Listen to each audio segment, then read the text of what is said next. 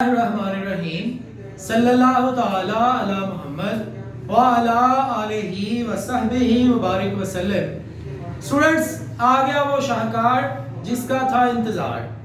मेरा कहने का मतलब है आपका इंतहाई अहम क्वेश्चन रेक्टिफिकेशन ऑफ एरर का क्वेश्चन नंबर 15 जो पेपर में बारहा रिपीट हुआ। सो मेक श्योर कि आप इसको अच्छे से समझ लें। और दूसरा ये कि पेपर में अगर क्वेश्चन आता है तो 100% यही आ जाए जरूरी नहीं है। एंट्रीज वो चेंज भी कर सकता है, लेकिन मेथड ये हो सकता है। तो अगर वो एंट्रीज चेंज कर ले तो जनाब एंट्रीज फिर वो कौन सी पूछेगा, उसके लिए आप प्रीवियस तमाम क्वेश्चंस को अच्छे से लर्न कर लें। आप रेक्टिफिकेशन ऑफ एरर की प्लेलिस्ट पे चले जाएं, वहां पर आपको तमाम लेक्चर्स जो है वो मिल जाएंगे। उनको अच्छे से सीख ले तो इंशाल्लाह आपको वो कोई भी क्वेश्चन पूछ ले तो आपका ये 20 नंबर का क्वेश्चन पेपर में कंफर्म होगा। तो जनाब क्वेश्चन जो है वो करने से पहले इसकी समरी आपको बताता चलो कि आज हमने रेक्टिफिकेशन ऑफ एरर के साथ साथ सस्पेंस अकाउंट भी बनाना है और सस्पेंस अकाउंट के साथ साथ जो गलत प्रॉफिट है उसको दुरुस्त प्रॉफिट के अंदर चेंज भी करना है। सो ये कैसे करेंगे ये साथ, आइए क्वेश्चन की पहले रेक्टिफिकेशन ऑफ एरर की जर्नल एंट्रीज की तरफ चलते हैं। और क्वेश्चन नंबर 15 की जो पहली जर्नल एंट्री है वो क्या है जी, कहते हैं commission account debit balance was not transfer to trial balance. हमने कमीशन डेबिट साइड पर लिखनी थी लेकिन लिखी नहीं है। तो अगर नहीं है लिखी तो अब आप लिख दें। सवाल करने के लिए जर्नल का प्रॉपर फॉर्मेट बनाएंगे, फिर आप क्वेश्चन करेंगे। तो जनाब अब हम जो है वो जर्नल एंट्री पास करते हैं कि जब हमने कमीशन डेबिट साइड पे नहीं लिखी तो अब हम लिखने लगे हैं। स्टूडेंट्स ये नजर आ रहा है? जी सर। ले जनाब Ali, commission account debit balance है और हमने उसको डेबिट साइड पे लिखा नहीं है। सो अब हम उसको डेबिट साइड पे लिख चुके हैं और क्रेडिट यहां पर करेंगे सस्पेंस अकाउंट को। ये रहे जनाब, commission account debit balance was not posted now rectified. Amount क्या है जी? 2430। नेक्स्ट बेटा हमारे पास दूसरी ट्रांजैक्शन है। दूसरी ट्रांजैक्शन है जनाब, कहता है total of the sale book 3480 had not been posted to sale account. कहता है सेल है जिसको हमने लिखा नहीं है। तो जनाब आपने सेल को नहीं लिखा। जब आपने सेल को नहीं लिखा तो इसका मतलब यह है कि सेल हमारा रेवेन्यू है, हमने उसे क्रेडिट करना था लेकिन हमने उसे क्रेडिट नहीं किया। सो अब हम क्रेडिट कर देते हैं। लेकिन जनाब सेल अकाउंट क्रेडिट, हमने सेल को लिखा नहीं था तो सेल का रेवेन्यू होता है, रेवेन्यू में इजाफा होकर क्रेडिट करते हैं। हमने क्रेडिट नहीं था किया, अब क्रेडिट कर दिया है। और डेबिट हम किसको करेंगे? डेबिट अब हम करेंगे सस्पेंस अकाउंट डेबिट। जनाब अमाउंट क्या है? 3480। Sale account was not posted now rectified. ये इसकी नरेशन है, चेंज भी हो सकती है, आप अपनी मर्जी के मुताबिक जो इस ट्रांजैक्शन को एक्सप्लेन कर रही हो आप वो भी नरेशन लिख सकते हैं। फिर कहते हैं sale of old furniture 2400 was entered in sale book. यार हमने बेचा क्या है? फर्नीचर। फर्नीचर हमारा एसेट है। एसेट जब भी हम बेचे तो एसेट में कमी हो जाती है, हम फर्नीचर को क्रेडिट करते हैं। लेकिन वो कह रहे हैं was posted to sale account. आपने बेचा फर्नीचर, आपने क्रेडिट फर्नीचर को करना था लेकिन आपने क्रेडिट कर दिया किसको? सेल्स को। सेल को तो तब क्रेडिट किया जाता है जब गुड्स को बेचा जाता है। हमने गुड्स को नहीं बेचा, हमने तो फर्नीचर को बेचा है। तो हमने यहाँ पर फर्नीचर को क्रेडिट करना था, हमने गलती से सेल को क्रेडिट कर दिया। सो अब हम सेल को कर देंगे डेबिट और फर्नीचर को कर देंगे क्रेडिट, क्योंकि हमने असल में डेबिट करना था, क्रेडिट करना था फर्नीचर को जो कि नहीं था किया। अब हम फर्नीचर को क्रेडिट कर चुके हैं। एसेट बेचा है, एसेट जब भी बेचे तो हमारे एसेट में कमी होती है, हमने उसको क्रेडिट करना था। और सेल को तो हम उस वक्त क्रेडिट करते हैं जब गुड्स बेचे। गुड्स को हमने नहीं था बेचा, सो हमने गलती से सेल क्रेडिट की, अब सेल डेबिट करके हमने खत्म कर दी। 2400 जी ये हमारे पास है जी। Sale of furniture was posted to sale account now rectified. Next बेटा, purchase from Raja store.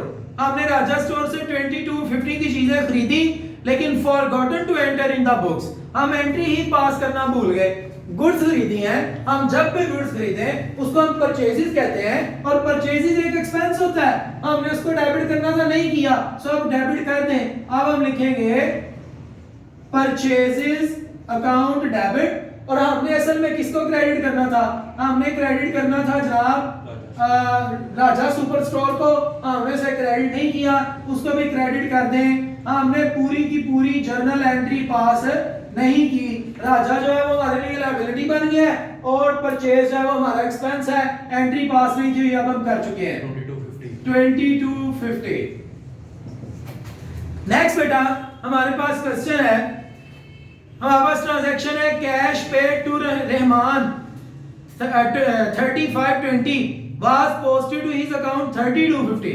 Cash paid to Rahman, जनाब देखिए हमने रहमान को कैश पे किया, क्यों पे किया होगा? अंडरस्टूड है, वो हमारी लायबिलिटी होगा। तो जब हम लायबिलिटी को पेमेंट कर देते हैं तो हमारी लायबिलिटी में कमी आ जाती है। जब लायबिलिटी में कमी होता है हम उसको डेबिट करते हैं। तो हमने यहाँ पर रहमान को डेबिट करना था, और डेबिट करना था 3520 से, लेकिन हमने उसे जो है वो डेबिट किया है 3250 से। मतलब ये कि हमने रहमान को अपनी लायबिलिटी कम की है, डेबिट की है, लेकिन कम से डेबिट किया। तो जितना कम हमने रहमान को डेबिट किया था उतना मजीद डेबिट करेंगे। तो यहां पर आएगा रहमान अकाउंट डेबिट और सस्पेंस अकाउंट क्रेडिट। हमने रहमान को पेमेंट की है 3520, और हमने लिखा है 3250, मतलब हमने रहमान को कम डेबिट किया है, लायबिलिटी में कम कमी की, आप मजीद कमी कर रहे हैं जी 270। ये 270 कैसे आया? 3520 में से माइनस कर दें 3250 को, तो 270 जो है हमने कम लिखा था। नेक्स्ट है मेरा लास्ट वन, कहते हैं goods sold to A posted to B. हमने चीजें बेची है ए को, तो डेटर तो हमारा ए बना, हमने तो ए को एसेट के तौर पर डेबिट करना है, और हमने डेबिट किसको कर दिया? बी को। तो बी को डेबिट नहीं था करना, सो अब हम बी को कर देंगे क्रेडिट, बी अकाउंट क्रेडिट कर देंगे, और डेबिट कर देंगे ए अकाउंट को, क्योंकि हमारा डेटर ए बना है, ए हमारा एसेट बना है। भाई साहब 1250, तो हमने जो है वो ए को डेबिट कर दिया क्योंकि वो हमारा एसेट बन गया है, और बी हमारा एसेट नहीं था, सो हमने उसे खत्म कर दिया क्रेडिट करके। एक हिस्सा हमारा मुकम्मल हो चुका। दूसरा उसने बोला सस्पेंस अकाउंट बनाना, लेकिन सस्पेंस अकाउंट बनाने से पहले जो पहली लाइन है वो हमने नहीं थी पढ़ी, वो जरा देख लें। कह रहा है ट्रेडर ने जब प्रिपेयर किया ना अपना ट्रायल बैलेंस, तो उसको 780 एक्सेस डेबिट, उसकी डेबिट साइड 780 से ज्यादा थी, तो फिर उसने डेबिट को क्रेडिट के बराबर करने के लिए क्रेडिट के अंदर जो है वो 780 लिख के सस्पेंस में डाल दिया, क्योंकि क्रेडिट साइड कम थी, तो उसने क्रेडिट के अंदर 780 लिख के सस्पेंस लिख दिया। सो इसका मतलब हमारे पास सस्पेंस अकाउंट पहले से उसका बैलेंस कुछ मौजूद है। ये भी आपने बनाने के लिए मेरे बेटा प्रॉपर जो है वो लेजर का फॉर्मेट बनाना है, लेजर का फॉर्मेट बना के आपने काम शुरू करना है। तो हम बनाने के जा रहे हैं सस्पेंस अकाउंट। तो जनाब अली हमारे पास पहले से सस्पेंस का बैलेंस मौजूद है, डेबिट साइड ज्यादा थी तो क्रेडिट कम थी, तो उसने अपने पास से क्रेडिट के अंदर लिख दिया था 700, तो यार सो जाते हैं आप लोग 80, 700 तो 80। हमने जो है वो पहले से क्रेडिट साइड पे सस्पेंस अकाउंट के अंदर लिखा हुआ है, तो ये हमारा सस्पेंस अकाउंट का बैलेंस ब्रॉट डाउन है, ओपनिंग बैलेंस है। सस्पेंस का हमारे पास ऑलरेडी इतने पैसे पड़े हैं, सस्पेंस के अंदर इतने लिखे हुए हैं जी क्रेडिट साइड पे। अब जो है वो हमने देखना है कि कहां कहां सस्पेंस डेबिट हुआ उसे डेबिट करेंगे, जहां क्रेडिट हुआ उसे क्रेडिट करेंगे। सबसे पहले क्रेडिट हो रहा है सस्पेंस, तो हम भी सस्पेंस को क्रेडिट करेंगे। किसकी वजह से क्रेडिट है? कमीशन की वजह से, तो मेरे भाई यहां पर कमीशन अकाउंट को लिखा जाएगा। फिर उसके बाद आप देखें सस्पेंस डेबिट है 3480 से, हमने भी डेबिट कर दिया, किसकी वजह से?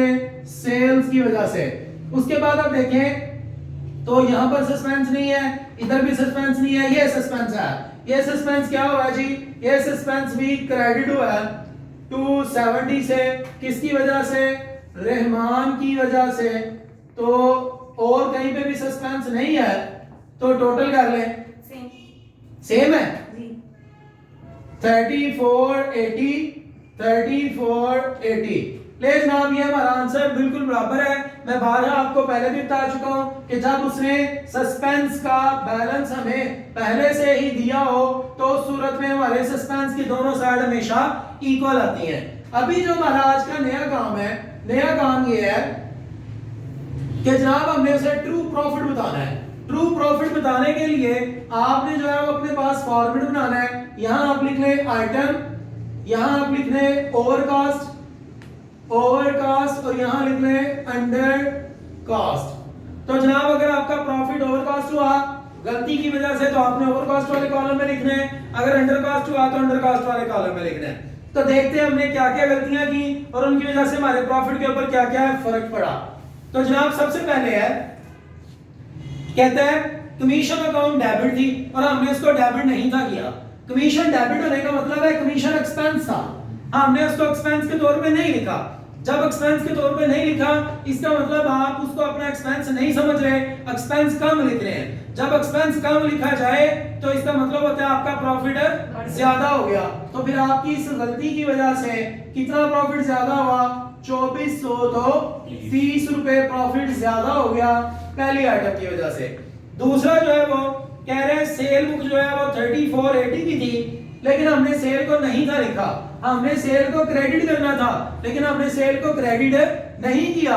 हमने सेल को क्रेडिट ना करके रेवेन्यू को कम कर दिया क्योंकि सेल का एक रेवेन्यू है और सेल ना लिखने का मतलब है आपने रेवेन्यू को कम किया है। तो आपने रेवेन्यू को जितना कम लिखा उतना जनाब आप मजीद जो है वो इसका मतलब जितना आपने रेवेन्यू को कम लिखा उससे आपके प्रॉफिट में कमी हो गई। तो आपने प्रॉफिट को अंडर कॉस्ट किया है। कितना? 3480 से आपने अपना प्रॉफिट अंडर कॉस्ट किया है। दूसरी आइटम। तीसरी आइटम क्या थी? राजा स्टोर से हमने चीजें खरीदी और हमने नहीं, तीसरी थी कि हमने फर्नीचर बेचा और लिख दिया था सेल को।